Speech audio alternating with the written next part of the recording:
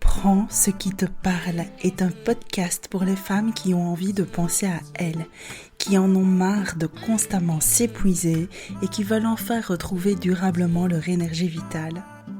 Je suis Amanda, professeure de yoga avec une approche de développement personnel. Dans ce podcast, je partage avec vous mes connaissances et mes propres expériences afin de semer quelques graines de retour à soi. Sachez que j'ai un cadeau pour vous, le Yoga Pack de secours. Il contient 6 pratiques à thème de 10 minutes. Retrouvez-le dans la description. C'est parti pour l'épisode du jour, alors prenez uniquement ce qui vous parle et surtout, laissez le reste. Bonjour tout le monde, bienvenue dans l'épisode du jour.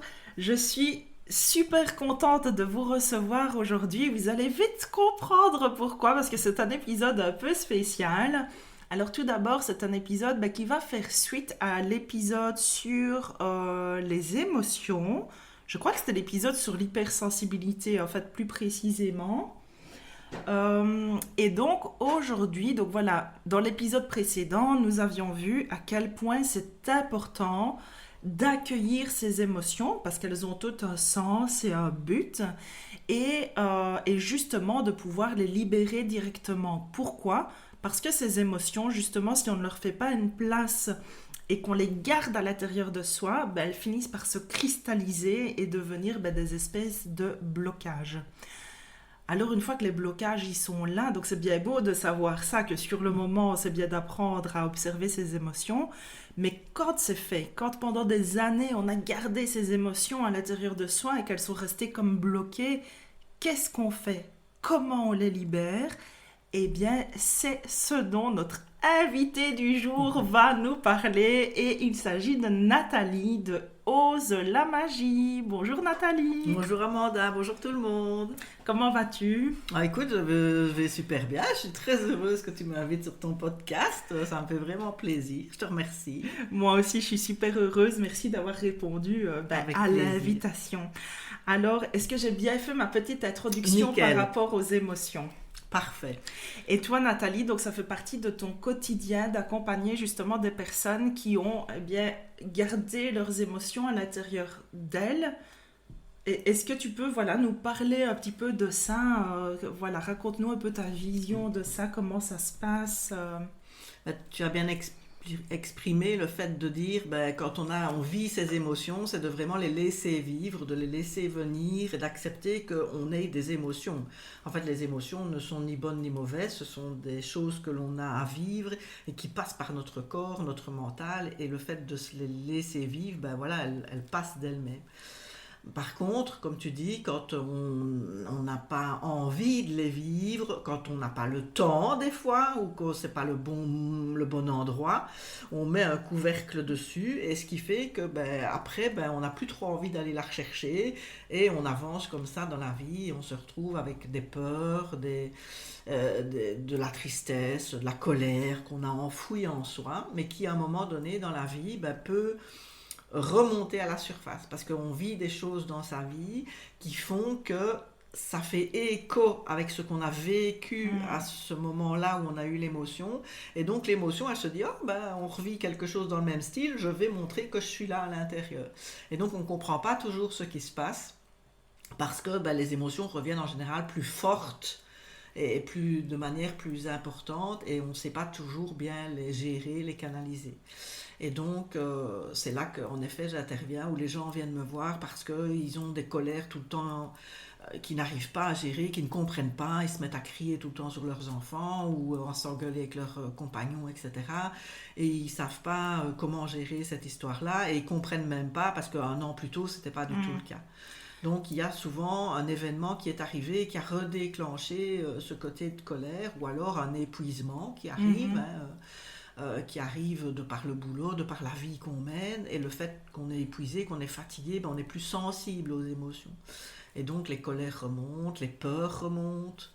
C'est un petit peu comme si c'était un point gâchette, en fait, comme si ça avait été étouffé pendant longtemps, c'était en dormance, et puis il se passe quelque chose qui vient comme une gâchette, qui réenclenche le truc, Et parfois, peut-être, dis-moi si je me trompe, mais que les personnes vivent des émotions qui paraissent démesurées par rapport à la situation, mais c'est parce qu'en fait, c'est quelque chose de bien antérieur qui est réveillé, Tout à quelque fait. chose qui n'avait pas été traité, en fait. Exactement. On peut se retrouver à ne pas avoir fait un deuil correctement, par exemple, et puis on se retrouve à aller, voilà, je sais pas, rendre visite pour presque un inconnu, et où on pleure, on pleure, on pleure, on pleure, et on comprend pas, on le connaît à peine. Mais en fait, il y a le deuil qu'on n'a pas vraiment fait auparavant, qui lui remonte, avec des émotions qui remontent, des souvenirs, etc. Et donc, le deuil n'est peut-être pas tout à fait fini. C'est pareil dans les peurs. On a des peurs qu'on a enfouies ou qu'on n'est même pas au courant qu'on a quelque part. Puis tout d'un coup, on veut se lancer dans un projet où on se lance comme entrepreneur. Et puis tout d'un coup, là, on est bloqué parce qu'on se rend compte qu'on a super peur du regard des autres. Exact. Et qu'on n'ose pas faire des posts, on n'ose pas se montrer, on n'ose pas être visible. Mais comment mener à bien son projet sans oser être visible? Et donc, on a des peurs qui remontent comme ça et qui viennent de croyances qu'on s'est fait, que notre cerveau a établi comme des vérités, en fait, qui nous viennent souvent de notre enfance.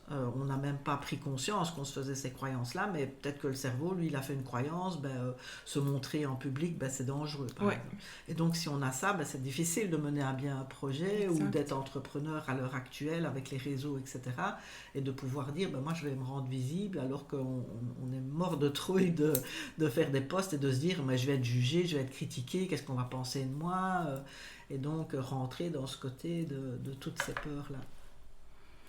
C'est super intéressant. Et donc, toi, Nathalie, tu es habituée vraiment de travailler avec ce genre de personnes qui viennent... Voilà, raconte-nous un peu comment ça se passe quand les personnes viennent à toi. Elles viennent avec quel genre de problématiques? Comment ça se passe? Les problématiques peuvent vraiment être multiples. Donc, je peux avoir des personnes qui viennent parce qu'elles ont peur de conduire sur l'autoroute. Comme je peux avoir des personnes qui viennent parce que justement elles ont des colères qu'elles n'arrivent plus à gérer ou des peurs parce qu'elles ont envie de mener des projets à bien. Et donc voilà, on peut vraiment avoir, le public peut être très large parce que les émotions elles touchent tout le monde. Moi je m'adresse essentiellement aux femmes, donc je ne travaille pas spécialement avec les hommes, mais voilà, si un monsieur vient, la porte n'est pas définitivement fermée, je ne vais pas le laisser comme ça, sans pouvoir gérer ses émotions. Mais voilà, je m'adresse essentiellement aux femmes. Et donc, c'est le public que j'ai le plus en ce moment, c'est vraiment des personnes qui viennent pour des séances individuelles avec une problématique plutôt précise. Donc, par exemple, je n'arrive pas à mener à bien mes projets, je ne comprends pas pourquoi. Chaque fois, je n'ose pas me montrer, comme on disait tout à l'heure. Donc, on va travailler le côté de la visibilité, des croyances qu'il y a derrière. Et le côté des femmes entrepreneurs qui ont ce côté de manque de légitimité, qui ont l'impression de ne pas être légitimes, qui ont un syndrome de l'imposteur, on appelle ça. Et donc qui chaque fois se disent oui mais tout compte fait, je suis qui pour faire ça, je me prends pour qui, ou qu'est-ce qu'on va penser de moi si j'ose faire ça, et donc voilà, il y a vraiment un sentiment d'illégitimité avec la peur du regard des autres. Et donc j'ai vraiment ces deux publics là en ce moment qui viennent et qui sont forts sur... les femmes en projet entrepreneurs sont forts avec beaucoup de peur derrière. Oui, c'est ça. Et les personnes qui viennent en individuel, voilà, des fois quand on creuse, on trouve d'autres émotions derrière qui n'ont pas été résolues en fait. Donc on creuse un petit peu évidemment pour aller voir ce qu'il y a derrière l'émotion qui se montre. Ok, intéressant. Pour aller pouvoir... comment est-ce que je vais dire, débloquer ce qui se passe et pouvoir avancer avec ça. Et alors justement, quel est ton outil, quel est ton pouvoir magique, puisque ton nom de société c'est Ose la magie, donc quelle est ta baguette magique, ton outil thérapeutique magique à toi? Qu'est-ce que c'est, Nathalie? Raconte-nous. Alors c'est un mélange en fait entre deux outils, donc l'EFT, Emotional Freedom Technique, donc qui est une technique de libération des émotions où on utilise à la fois la parole à voix haute, donc qui est une technique de psychologie où on utilise la parole libératrice, et en même temps on va utiliser le tapping, donc on va tapoter sur des points d'acupuncture Donc j'utilise pas d'aiguille, on vient et on va justement aller réveiller le méridien qui est en correspondance avec le point d'acupuncture par du tapping. Donc vraiment, c'est aller sur le méridien, on tapote sur le point de méridien et on va activer les méridiens dans le corps. Donc le but, c'est que le corps, l'énergie du corps circule bien. Plus l'énergie circule bien, plus le corps se détend. Et plus le corps se détend, en même temps, on parle de notre problème. Donc, c'est pour l'inconscient et pour même le conscient, c'est pas logique. Parce que quand on parle d'une problématique, inconsciemment, on a des micro-crispations dans tout le corps. Ça réveille ce truc-là, oui, quoi. On a vraiment le corps qui va se crisper parce qu'on parle d'un truc pas sympa pour nous, en fait. Mais ici, comme on utilise les méridiens et qu'on détend le corps, le cerveau, si tu veux, ne comprend plus pourquoi, en parlant de notre problème, notre corps, lui, se détend. Et donc, comme c'est le corps qui l'emporte toujours, il accepte de faire un reset de l'émotion qui est compliquée à ce moment-là. Et donc, on peut vraiment aller enlever, effacer des émotions compliquées. Alors, ça veut effacer, peut-être pas le bon mot, c'est-à-dire qu'on est toujours bien au fait que cette émotion, elle existe, mais on n'en a plus la charge, on n'en a plus tous les ressentis, tout l'émotionnel compliqué qu'on vit, en fait. On désamorce, en fait. Ça permet de la libérer, ce qu'on n'a pas libéré au bon moment, au moment où elle s'était manifestée.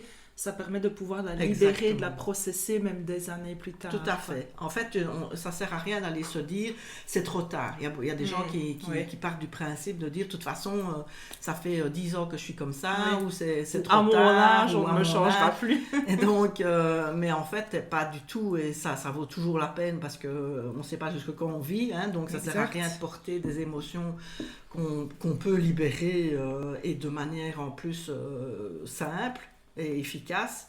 Donc c'est vrai que ça ne sert à rien d'aller les porter pendant des années comme ça et de vivre avec une boule au ventre. C'est clair. Donc c'est un peu... Et ce que je goupille avec l'EFT, c'est la méditation guidée. Donc en fait les séances sont à la fois, il y a l'EFT où on va tapoter, dire des phrases, puis à un moment donné je vais dire ok, maintenant on ferme les yeux et hop, on part en méditation guidée en fait. Et où là, on va aller désamorcer d'autres choses aussi parce que l'inconscient aime bien l'imager. Donc, on sait aller vraiment travailler dans l'inconscient, un peu comme avec l'hypnose. Et puis, je reviens avec l'EFT et on va achever en tapotant et en étant sur du positif. Donc, on part, c'est vrai qu'on dit à l'heure actuelle, pensée positive, etc. Et beaucoup de gens me disent, mais tiens, pourquoi est-ce qu'on parle du négatif et qu'on dit des phrases négatives dans ton activité ? Parce que justement, cet outil, il est fait avec une progression. En tout cas, moi, je l'utilise comme ça. C'est que d'abord, on va parler du négatif parce qu'il y a besoin d'aller décrasser sa casserole. Ben oui, c'est ça. C'est toujours avant de mettre sa casserole au lave-vaisselle. Et puis encore une fois, on la rince, on la décrasse et puis après, on peut la laver et puis on peut l'essuyer. Et donc, une fois qu'on a décrassé, on a besoin d'exprimer ce qui ne va pas. Exact. En fait. On a besoin de le sortir de soi. Parce que sinon, c'est comme, encore une fois, on le laisse là où il est. Sinon, on le laisse à l'intérieur et on fait tout va bien, je vais bien. Exact. Et c'est pas le cas. En fait, donc, on sort vraiment ce qui ne va pas. On dit ce qui ne va pas, ce qui est dur, ce qui est compliqué. Des fois, on dit même des gros mots. J'en ai marre. Enfin, bon, là, je ne dis pas de gros mots, mais on peut dire des gros mots. Et on sort vraiment de soi tout ce qui ne va pas. Puis après, j'ai introduit du positif. Et là, on va aller plutôt sur le renforcement positif. Donc maintenant, je vais mieux. Je gère de plus en plus ma colère. Ça va de mieux en mieux. Je suis libérée. Je me sens beaucoup plus sereine. Je suis plus à l'aise, etc. Et puis, on va même, la troisième phase, on va jusqu'à reprendre son pouvoir personnel. Et donc, on va affirmer, on va choisir, on va décider, je suis sereine, je suis la responsable de ma vie, je décide de ce qui est bien pour moi. Voilà, et on va vraiment reprendre son pouvoir de femme. Et voilà, c'est un process en fait. Dans une seule séance, il y a déjà tout le process. Donc, j'adore ce que je fais. Mais moi, j'ai plein de... ça se voit, ça s'entend. J'ai plein de frissons depuis tout à l'heure quand tu me racontes tout ça, parce que ça fait tellement de sens, en fait. J'ai une question qui me vient comme ça, qui n'était pas prévue, mais je me demande, est-ce que tu as un exemple de quelque chose qui t'a beaucoup touché dans tes accompagnements? Est-ce qu'il y a quelque chose qui te vient là, une séance particulière où tu as été ému, tu as été touché de la transformation de la personne? Est-ce que voilà, il y a quelque chose qui te vient, un exemple particulier? J'en ai deux qui sont opposés, enfin pas opposés, mais pour montrer que le public peut être différent. La première, c'était une jeune fille de 20 ans qui faisait des angoisses nocturnes et n'arrivait plus à s'endormir, se réveillait la nuit et faisait des angoisses de peur de mourir. Donc c'était vraiment la peur de la mort, qui s'était réveillée parce qu'elle avait perdu un lapin.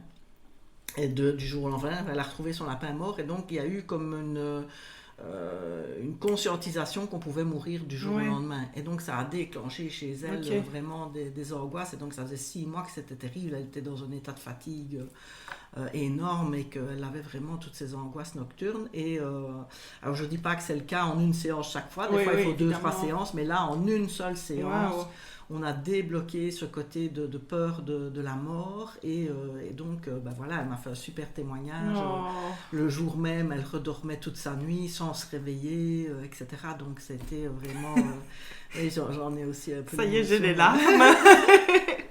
C'était vraiment ça, c'était vraiment une belle expérience. Donc voilà. Et une autre, là, c'était une dame qui manquait totalement de confiance en elle et qui avait un projet de changement de travail et de lancer une activité. Donc elle voulait à la fois quitter son boulot et en même temps lancer une activité. Et ça faisait déjà 2 ans qu'elle avait ce projet-là, mais qu'elle ne se lançait pas. Et elle se laissait écraser complètement par ses collègues, elle n'osait rien dire, il y avait des moqueries, on parlait dans son dos, etc. Donc là, on a travaillé la confiance en soi. Et 4 mois plus tard, elle avait changé de boulot et elle lançait son activité de danse. Donc voilà, et c'était aussi... là, ça a été sur plusieurs séances, mais quel changement en 4 mois. C'est puissant. Oui, franchement, c'est fort et c'est... Voilà, j'en aurais plein, mais je peux pas... Oui, évidemment, ici, c'est les vraiment... 2 qui me sont venus là maintenant, c'est ces génial. 2-là. Et voilà, ça peut être des extrêmes comme ça, ou c'est ça. Ça peut être tout à fait différent. Je disais, j'accompagne à la fois les femmes, mais aussi les entrepreneurs ou les femmes en projet. Et donc, il y a vraiment des gros déclics qui se font. Et c'est tellement valorisant pour soi quand on est thérapeute. Oui, c'est clair, de voir le changement. Oui, de voir les sourires dans les gens. Puis ils envoient des messages pour dire « Oh, regarde, maintenant, j'ai lancé mon activité. » Ou « Tu vas voir sur Instagram, j'ai mon compte. » C'est vraiment concret, quoi. Oui. Et alors justement, Nathalie, donc il y a plusieurs façons de travailler avec toi, je pense. Donc soit tu me dis si je me trompe, soit en individuel, en présentiel ou par Zoom, mais tu vas nous expliquer un peu mieux juste après.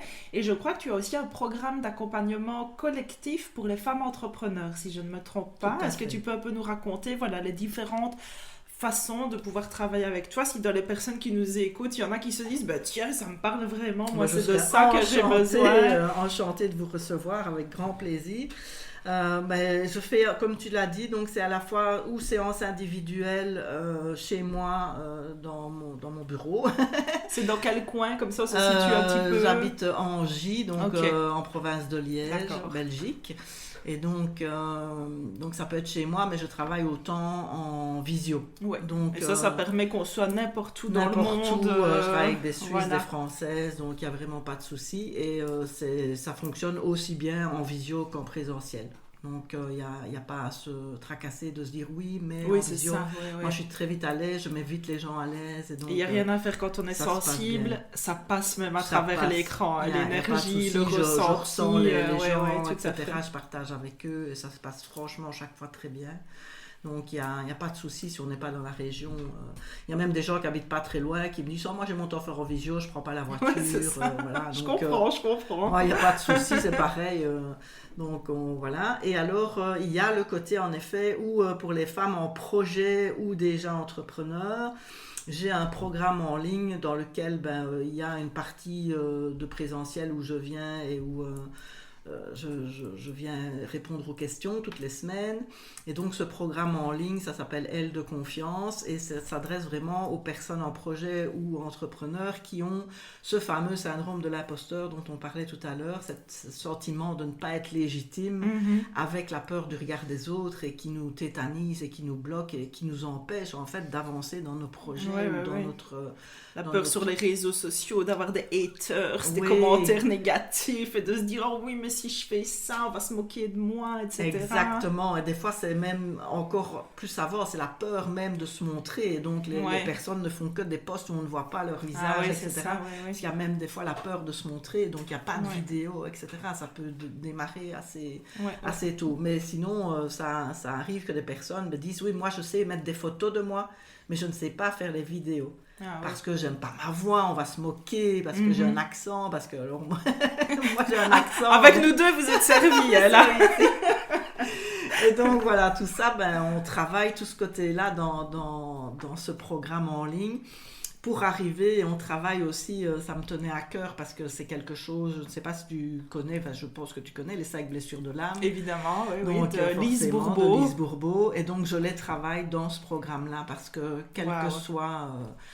je vais dire, même si on est sur le syndrome de l'imposteur et la peur du regard des autres, il y a toujours des choses assez profondes et j'avais à cœur vraiment d'aider au maximum. Donc les 5 blessures sont travaillées pendant le programme et puis alors on va plus spécifiquement aussi sur des croyances. Voilà, j'ai un accent, je peux pas faire des vidéos, je suis pas capable de réussir, il faut travailler 40 heures par jour, par semaine, pour y arriver. Vraiment, je vais chercher des croyances que les femmes en projet ou entrepreneurs ont, et donc on va dépoter tout ça. Et je vais jusqu'au fait de leur donner un canevas qui leur permette après de faire leur propre séance toutes seules. Excellent. Donc, où elles peuvent apprendre là-dessus à faire leurs propres soins. Leur propre rituel, alors. Exactement. Est-ce que c'est conseillé, après ces séances de FT, de les faire quotidiennement ou qu'est-ce qui est conseillé par rapport à ça? Est-ce que c'est ponctuel? Est-ce qu'on fait des piqûres de rappel? Est-ce qu'on peut le faire quotidiennement comme une petite routine? Alors, il n'y a pas de... Comment est-ce que je vais dire? De contre-indication à faire le FT même tous les jours. Et on peut faire une séance et on sent que les choses ont complètement débloqué, donc il n'y a pas de raison d'y revenir. Oui, c'est Par ça. contre, voilà, c'est pas non plus nécessaire. Non, voilà. On fait une séance et on se dit, je sens qu'il y a un petit changement, mais j'aimerais bien que ça aille plus loin. On refait la séance. On peut refaire dans le programme. On va chercher les séances, elles sont là et vous les avez à vie, donc c'est pas compliqué. Et quand c'est des séances individuelles, oui, des fois il faut 2-3 séances pour arriver à débloquer une situation. Parce que c'est beaucoup plus précis. Voilà, chez une personne ça va se faire en une fois, chez d'autres il y a tellement de croyances derrière et de blocages qu'il faut aller creuser plus profond. Ça, je sais pas le dire à l'avance évidemment. Mais voilà, il n'y a pas de contre-indication. Et les personnes qui savent faire toutes seules, donc j'ai des personnes qui me disent, moi les phrases ne me viennent pas parce qu'on va dire des phrases à voix haute.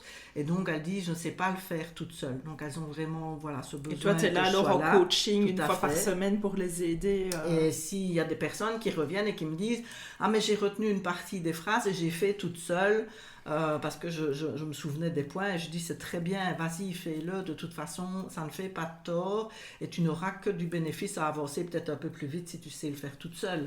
Mais c'est vrai que c'est pas toujours évident au début. Après 2-3 séances, les gens connaissent les points d'acupuncture sur lesquels il faut tapoter et donc là des fois ils font chez eux tout seuls et je trouve ça génial, je les encourage d'ailleurs. Bien sûr.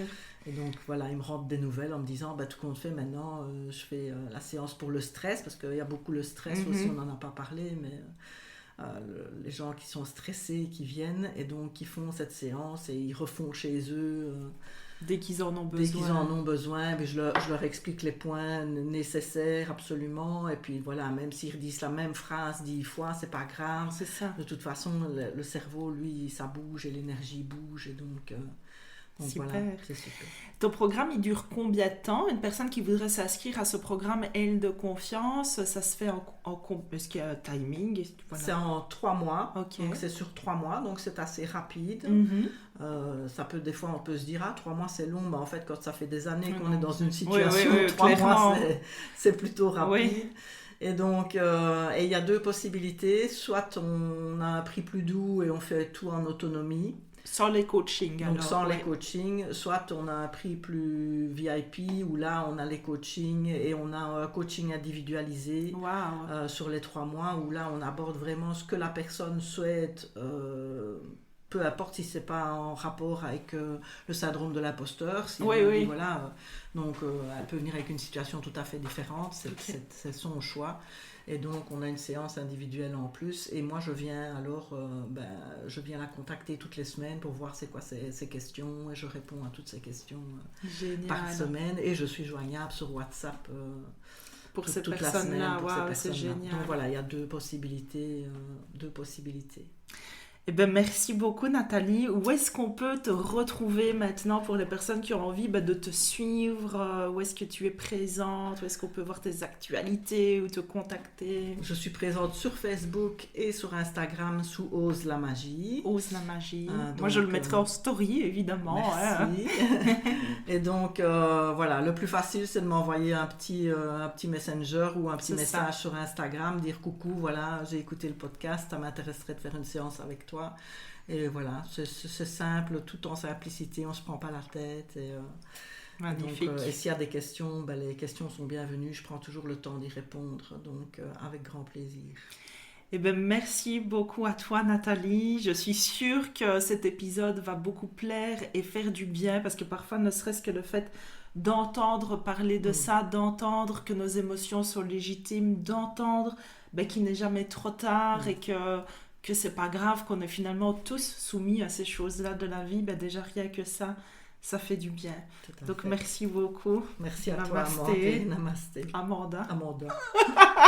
Elle m'a rebaptisée. Amandé, que j'ai dit. Ah non, je voulais dire Namasté et Amanda en même temps, donc j'ai fait Amandé. Je le laisse dans l'épisode, comme ça fera le petit mot rigolo de la fin. Donc Amandé, ça va, à partir de maintenant, vous devez toujours me dire ça à la fin de quelque chose, comme ça, c'est Namasté et Amanda en même temps.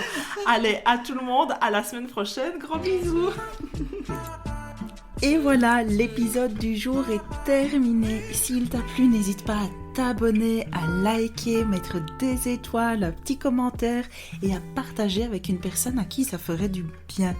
Tu sais, ces petites actions permettent de mieux faire connaître ce podcast et ça me fait très chaud au cœur. Alors je te dis déjà merci, à la semaine prochaine et d'ici là, on se retrouve sur Instagram. Bisous!